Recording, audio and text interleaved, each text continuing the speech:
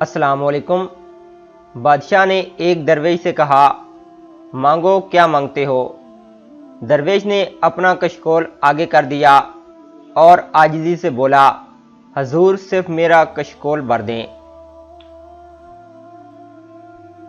بادشاہ نے فوراً اپنے گلے سے ہار اتارے، انگوٹھیاں اتاریں، جیب سے سونے چاندی کی اشرفیاں نکالیں اور درویش کے کشکول میں ڈال دیں، لیکن کشکول بڑا تھا اور مال و متاع کم، لہذا اس نے فوراً خزانے کے انچارج کو بلایا۔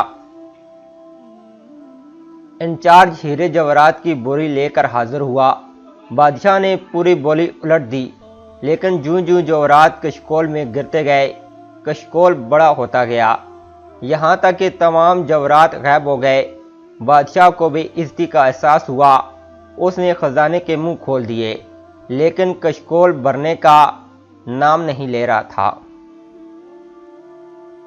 خزانے کے بعد وزراء کی باری آئی، اس کے بعد درباروں اور تجوریوں کی باری آئی، لیکن کشکول خالی کا خالی رہا۔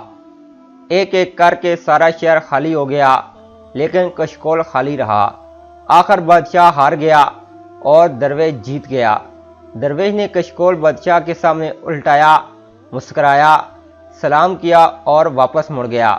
بادشاہ درویش کے پیچھے بھاگا اور ہاتھ باندھ کر عرض کی، حضور مجھے صرف اتنا بتا دیں، یہ کشکول کس چیز کا بنا ہوا ہے؟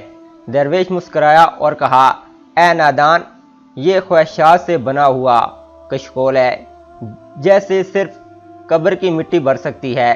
اللہ پاک ہم سب کو سمجھنے اور عمل کرنے والا بنائے۔